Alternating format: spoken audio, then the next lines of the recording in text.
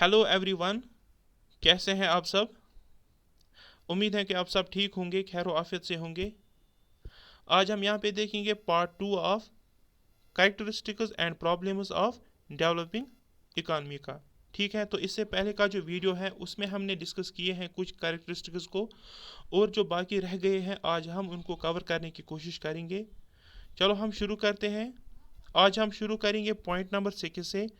High proportion of consumption expenditure and low saving rate. देखो, अब एक और क्या कॉमन फीचर है इन डेवलपिंग इकानमीज में कि यहाँ का जो कंजप्शन एक्सपेंडिचर है वो ज़्यादा है, और यहाँ पे जो सेविंग्स होते हैं, यहाँ की जो सेविंग रेट है वो कम है as compare to developed one. ठीक है, तो हम डेवलपिंग इकानमी की बात करेंगे। जो भी डेवलपिंग इकानमी में एक साल में यहाँ पे इनकम जनरेट होती है, तो हम बात करते हैं जीडीपी की। तो जो उसका जो मेजर हिस्सा होता है, मेजर शेयर जाता है, वो जाता है कंजप्शन एक्सपेंडिचर में, और इसका जो लिटिल पार्ट है वो जाता है सेविंग्स में।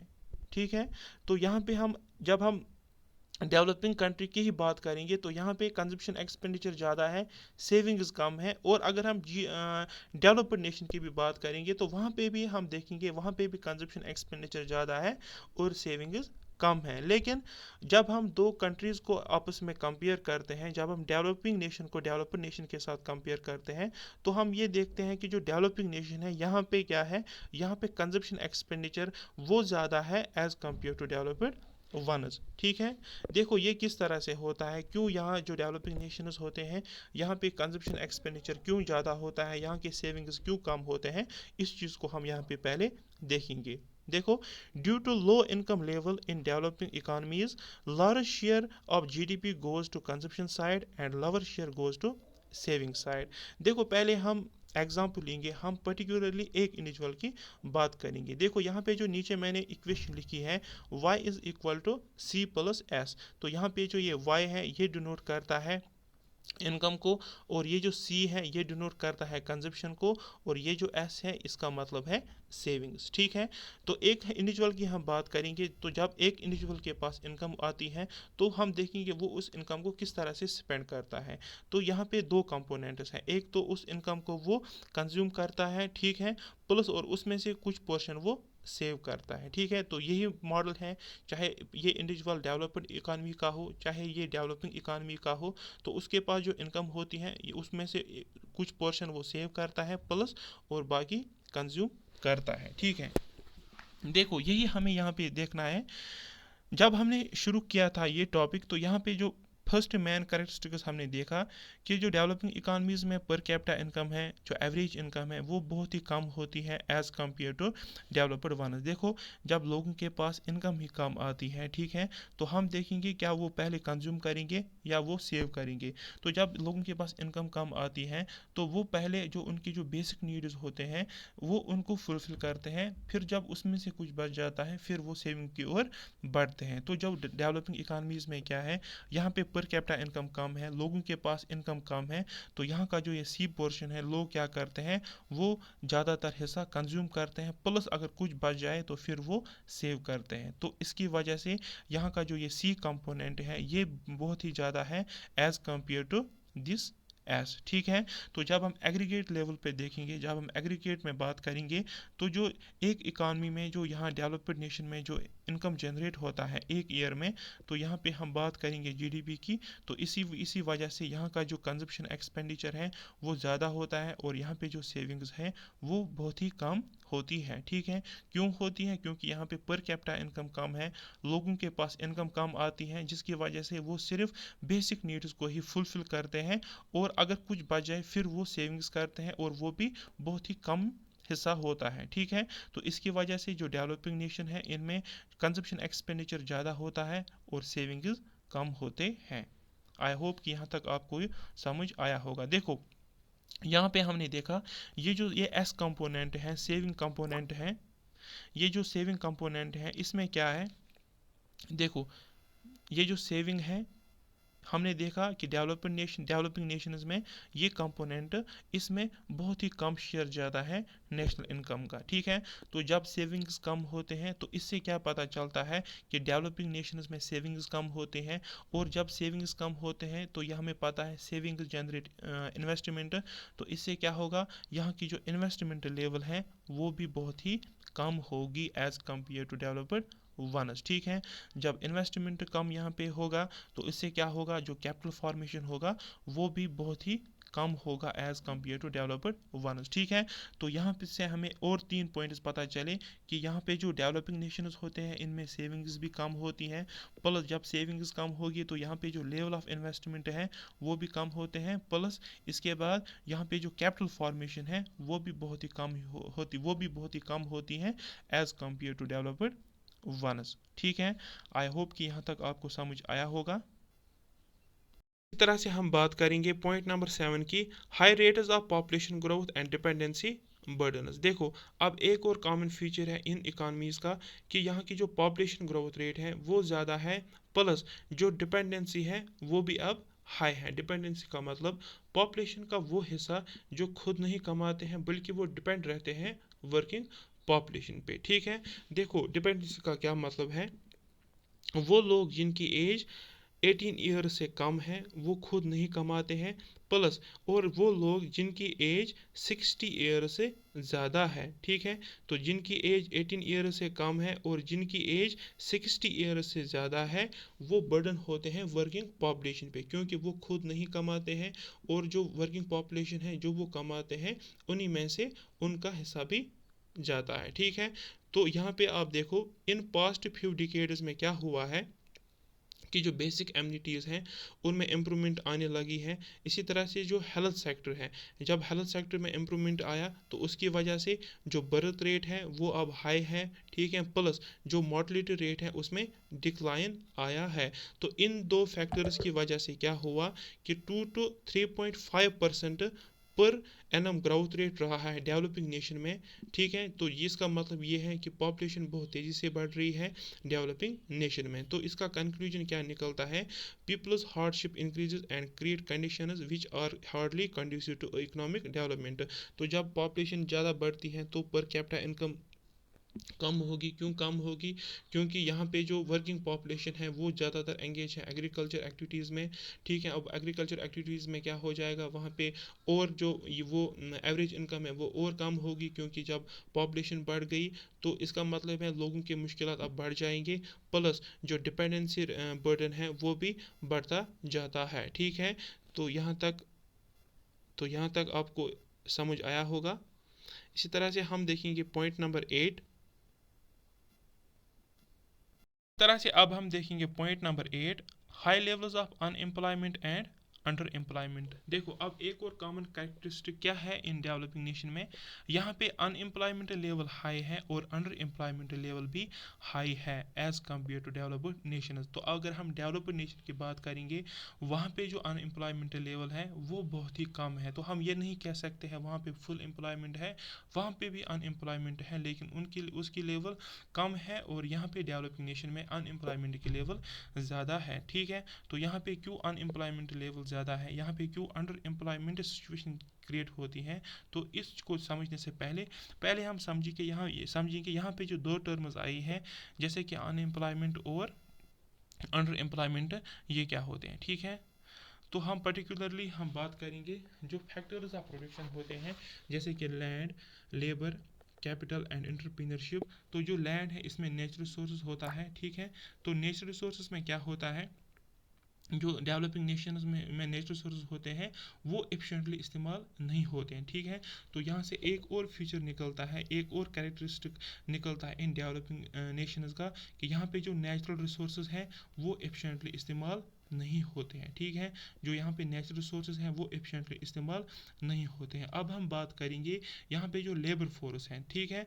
तो लेबर फोर्स के कंटेक्स्ट में हम बात करेंगे तो अनएम्प्लॉयमेंट क्या है, unemployment is a situation when adults who are willing and able to work can not find a job. देखो, अब जो लेबर फोर्स है जिनकी एज 18 प्लस है, जो अब वर्किंग पॉपुलेशन में आ गए, अब वो काम करना चाहते हैं, अगर वो काम करना चाहते हैं एग्जिस्टिंग मार्केट वेज रेट पे, लेकिन उनको मार्केट में काम नहीं मिल रहा है, तो ऐसी सिचुएशन को हम कहते हैं अनएम्प्लॉयमेंट। ठीक है, तो अनएम्प्लॉयमेंट ऐसी सिचुएशन है जहाँ पे वर्कर जो लेबर फोर्स हैं वो काम करना चाहते हैं लेकिन उनको काम नहीं मिल रहा है, तो इस सिचुएशन को हम कहते हैं अनएम्प्लॉयमेंट। ठीक है, इसी तरह से जो सेकंड टर्म है वो है अंडर एम्प्लॉयमेंट।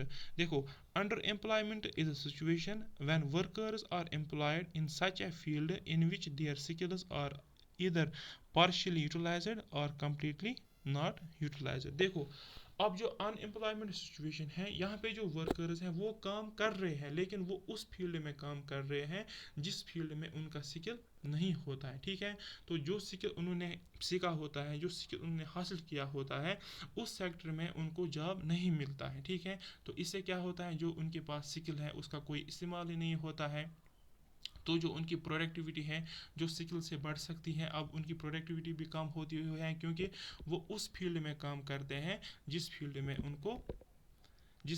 उनका स्किल नहीं है, जिस फील्ड में उनका स्किल है उस फील्ड में उनको काम नहीं मिलता है, तो ऐसी सिचुएशन को हम कहते हैं अंडर एम्प्लॉयमेंट। ठीक है, तो अंडर एम्प्लॉयमेंट एक ऐसी सिचुएशन होती है जहाँ पे जो लोगों का स्किल है वो उस फील्ड में नहीं है जिस फील्ड में वो काम करते हैं। आई होप कि यहाँ तक आपको समझ आया होगा।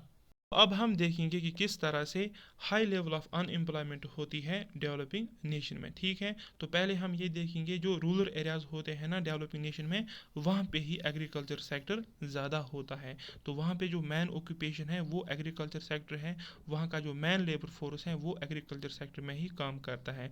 और जो अर्बन एरियाज होते हैं वहाँ पे इंडस्ट्रीज़ होती हैं लेकिन वो इंडस्ट्रीज़ क्या होती हैं, वो बैकवर्ड इंडस्ट्रीज़ होती हैं। ठीक है, वहाँ पे जो टेक्निक्स इस्तेमाल करते हैं वो बैकवर्ड टेक्निक्स हैं। ठीक है, वो पुरानी टेक्निक्स इस्तेमाल करते हैं। ठीक है, तो यहाँ ये पॉइंट भी हमें याद रखना है कि यहाँ पे इकोनॉमिक डिवलिज्म है, यहाँ पे एग्रीकल्चर रूरल एरियाज़ में एक तरह का सेक्टर होता है एग्रीकल्चर सेक्टर, और जो अर्बन एरियाज़ होते हैं वहाँ पे इंडस्ट्रियल सेक्टर होता है। देखो, अब अनएम्प्लॉयमेंट सिचुएशन यहाँ पे किस तरह से क्रिएट होती है। जो इससे पहला जो कैरेक्टरिस्टिक हमने देखा वो देखा कि जो डेवलपिंग नेशन है वहाँ पे रैपिडली पॉपुलेशन ग्रो होती है। ठीक है, तो जब तेज़ी से पॉपुलेशन की ग्रोथ होती है तो उससे क्या होता है, इस एग्रीकल्चर सेक्टर पे इसका डायरेक्टली इफेक्ट आता है। किस तरह से इफेक्ट आता है, देखो, जो वर्किंग पॉपुलेशन है उसका 30 to 70% इसी एग्रीकल्चर सेक्टर में एम्प्लॉयड है, तो जब पॉपुलेशन की ग्रोथ बढ़ेगी तो उस ग्रोथ का ज़्यादा इफेक्ट इसी एग्रीकल्चर सेक्टर पे आएगा। और ये जो एग्रीकल्चर सेक्टर है यहाँ पे ऑलरेडी लेबर प्रोडक्टिविटी कम है। ठीक है, तो इससे क्या होगा, जब इसमें और लेबर ऐड हो जाएगा तो यहाँ पे और प्रोडक्टिविटी कम होगी, और इससे क्या होगा, यहाँ पे एक अनएम्प्लॉयमेंट सिचुएशन क्रिएट होगी जिसको हम बोलते हैं डिसगाइज्ड अनएम्प्लॉयमेंट।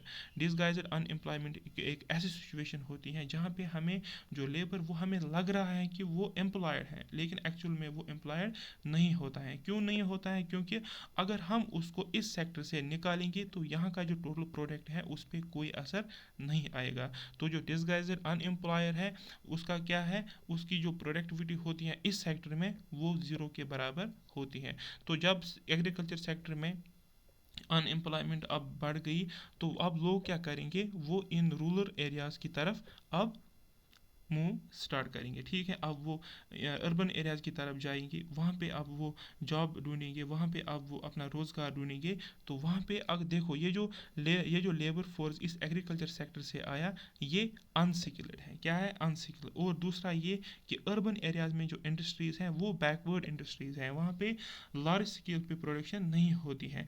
और दूसरी तरफ ये कि यहाँ पे अंडर एम्प्लॉयमेंट है, जो इससे पहले भी हमने देखा कि यहाँ पे अंडर एम्प्लॉयमेंट है, यहाँ पे नेचुरल रिसोर्स उस तरह से इस्तेमाल नहीं होते हैं, और यहाँ का जो लेबर फोर्स है, जो स्किल्ड लेबर फोर्स है, वो भी उन सेक्टर्स में काम नहीं करते हैं जिस सेक्टर में उनका स्किल है। तो जो रिजल्ट निकलता है यहाँ पे जो अनएम्प्लॉयमेंट लेवल है वो हाई रहती है। ठीक है, तो यहाँ पे ये अनएम्प्लॉयमेंट है, तो यहाँ पे जो अनएम्प्लॉयमेंट लेवल है ये बहुत ही हाई रहती है, क्योंकि जो मेन काज है यहाँ पे जो पॉपुलेशन है इसकी रैपिडली ग्रोथ होती है और उससे एग्रीकल्चर सेक्टर पे ज़्यादा बर्डन आता है, तो फिर इस एग्रीकल्चर सेक्टर से जो लेबरर्स होते हैं वो अर्बन एरियाज़ की ओर बढ़ते हैं और उनको अर्बन एरियाज़ में काम नहीं मिलता है क्योंकि उनके पास स्किल नहीं होता है। दूसरा है कि जो अर्बन एरियाज़ हैं वहाँ पे जो इंडस्ट्रीज़ होती हैं वो बैकवर्ड टाइप इंडस्ट्रीज़ होती हैं, तो जिसका रिजल्ट ये निकलता है कि अनएम्प्लॉयमेंट लेवल इन डेवलपिंग इकानमीज़ में ज़्यादा होती है। इसी तरह से अब हम देखेंगे point number 9, that is technological backwardness. देखो, टेक्नोलॉजिकल बैकवर्डनेस का मतलब ये है कि यहाँ पे जो टेक्नोलॉजी इस्तेमाल की जाती है, यहाँ के प्रोडक्शन में जो टेक्निक्स का इस्तेमाल किया जाता है वो पुरानी टेक्निक्स हैं, उनमें उतनी इम्प्रूवमेंट नहीं लाई जाती है। और जो मॉडर्न टेक्नोलॉजी डेवलप्ड नेशंस में इस्तेमाल होते हैं उन टेक्नोलॉजीज़ का यहाँ पे उतना इस्तेमाल नहीं होता है। ठीक है, तो यहाँ पे जो टेक्निक्स इस्तेमाल की जाती है यहाँ के प्रोडक्शन में, जो मेनली टेक्निक्स इस्तेमाल की जाती हैं वो है लेबर इंटेंसिव टेक्निक्स। ठीक है, लेबर इंटेंसिव टेक्निक का मतलब ये है कि यहाँ के प्रोडक्शन में लेबर्स को ज़्यादा इस्तेमाल किया जाता है प्रोडक्शन में। ठीक है, तो इसका मतलब ये है कि जो डेवलपिंग नेशन है यहाँ पे एक और कैरेक्टरिस्टिक ये है कि यहाँ पे लेबर इंटेंसिव टेक्निक्स का ज़्यादा इस्तेमाल किया जाता है। तो अब हम ये जानेंगे क्यों यहाँ पे मॉडर्न टेक्नोलॉजी उतनी इम्प्लीमेंट नहीं होती हैं, क्यों यहाँ पे लेबर इंटेंसिव टेक्निक्स ज़्यादा इस्तेमाल होते हैं। तो इसके लिए कुछ फैक्टर्स हैं। फर्स्ट फैक्टर ये है due to lack of research and development. देखो, जिस कंट्री में जितना रिसर्च और डेवलपमेंट ज़्यादा होता है उतनी ही वहाँ पे मॉडर्न टेक्निक्स मॉडर्न टेक्नोलॉजी सामने आती हैं। ठीक है, जो मॉडर्न टेक्नोलॉजी है, जो मॉडर्न टेक्निक्स हैं, उससे क्या होता है, कॉस्ट ऑफ प्रोडक्शन कम होते हैं, तो वो फ्रूट होता है, वो आउटपुट होता है रिसर्च एंड डेवलपमेंट का। लेकिन अगर आप डेवलपिंग इकानमी का देखोगे, डेवलपिंग इकानमी में क्या होता है, इस फील्ड में उतना इन्वेस्टमेंट नहीं होता है जितना कि इन्वेस्टमेंट होता है डेवलप्ड नेशन में। इस ये भी एक फैक्टर है कि क्यों यहाँ पे टेक्नोलॉजी मॉडर्न टेक्नोलॉजी इम्प्लीमेंट नहीं होती है, क्यों यहाँ पे मॉडर्न टेक्नोलॉजी का इस्तेमाल नहीं किया जाता है, क्योंकि यहाँ पे उन टेक्नोलॉजीज़ का पता लगाना भी मुश्किल है। क्योंकि यहाँ पे क्या है, यहाँ पे रिसर्च एंड डेवलपमेंट में जो इन्वेस्टमेंट जाता है वो बहुत ही कम जाता है as compare to other sectors. ठीक है, इसी तरह से जो फैक्टर नंबर 2 है वो है अबंडेंस ऑफ लेबर। देखो, अब यहाँ पे लेबर इंटेंसिव टेक्निक्स का इस्तेमाल क्यों ज़्यादा किया जाता है, क्योंकि यहाँ पे जो फैक्टर अवेलेबल है दैट इज़ लेबर, यहाँ पे लेबर अबंडेंस क्वांटिटी में अवेलेबल है। अगर अब इस लेबर को कैपिटल से रिप्लेस किया जाए तो उससे उसका रिजल्ट क्या होगा, यहाँ का जो मेजर लेबर फोर्स होगा वो अनएम्प्लॉयड रहेगा। इसकी वजह से यहाँ पे क्या है, यहाँ पे लेबर इंटेंसिव टेक्निक्स का इस्तेमाल किया जाता है। और इसी तरह से point number 3 that is scarcity of capital. देखो, अगर आप रिसर्च एंड डेवलपमेंट ये सजेस्ट करता है कि कैपिटल इंटेंसिव टेक्निक्स का इस्तेमाल करो, लेकिन जो कैपिटल अवेलेबल जो यहाँ का कैपिटल अवेलेबल है वो बहुत ही कम है, यहाँ पे कैपिटल की कमी भी है, जिसकी वजह से जो मॉडर्न टेक्नोलॉजी है वो इस्तेमाल नहीं की जाती हैं। और लास्ट पॉइंट है पॉवर्टी। अब क्या है, अगर जो कैपिटल यहाँ पे अवेलेबल नहीं है तो किसी कैपिटलिस्ट इकानमी फॉरेन इकानमी से इंपोर्ट कर सकते हैं, लेकिन यहाँ पे पॉवर्टी है, लोगों के पास रिसोर्स नहीं है जिस रिसोर्स से वो वहाँ से कैपिटल लाए। तो इस रिजल्ट क्या निकलता है, इन फैक्टर्स का रिजल्ट क्या निकलता है, यहाँ पे टेक्नोलॉजिकल डेवलपमेंट नहीं होती है और जो आउटडेटेड टेक्निक्स हैं, जो आउटडेटेड टेक्नोलॉजी है उसी का इस्तेमाल यहाँ पे किया जाता है। आई होप कि आपको समझ आया होगा।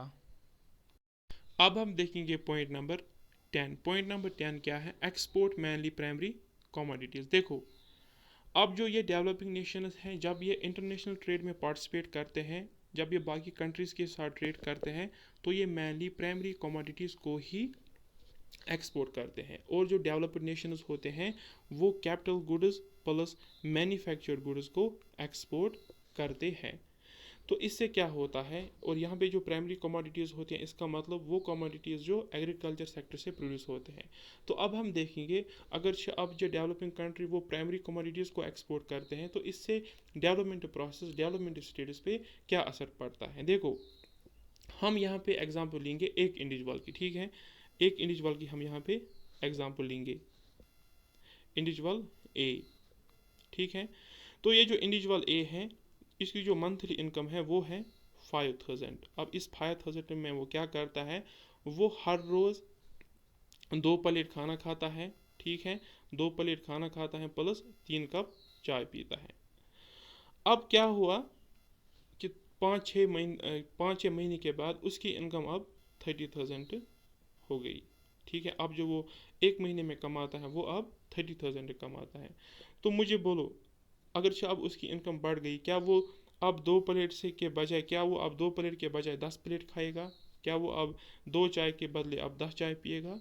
नहीं, वो इतना ही खाएगा। अगर से अब वो इंक्रीज़ करेगा, लेकिन वो उतना इंक्रीज़ नहीं करेगा।